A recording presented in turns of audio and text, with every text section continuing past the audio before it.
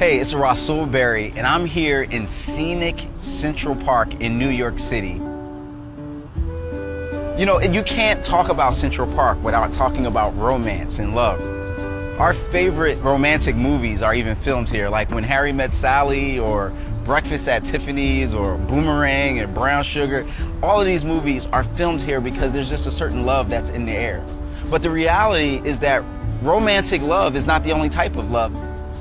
I remember when I was going to fly to study abroad, right? And I'm at the airport about to say bye to my mom for like 3 months.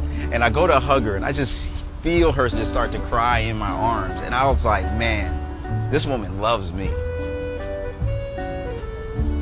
And that was great, but the reality is that family can still frustrate us. Lovers can still let us down. And even our friends can betray us. But there is one love that is the foundation that all these other loves, when it's built on that, can be sustained. There's a verse in the scripture that says, God demonstrates his own love toward us, and that while we were yet sinners, Christ died for us. Jesus didn't die on the cross simply for his family or for his friends, but even for those who actually rejected him, who betrayed him and scorned him, and that he decided to enter into their condition and do something about it anyway.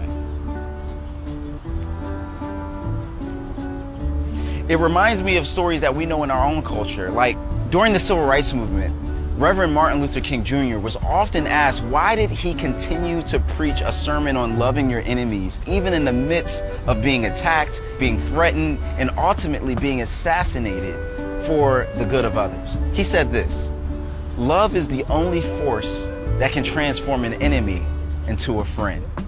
You see, at some point, people will disappoint us and let us down. But the love of God is there even in the midst of those moments.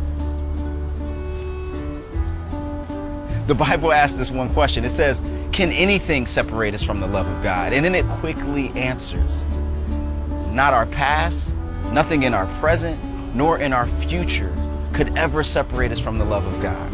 And that is the greatest love story ever told.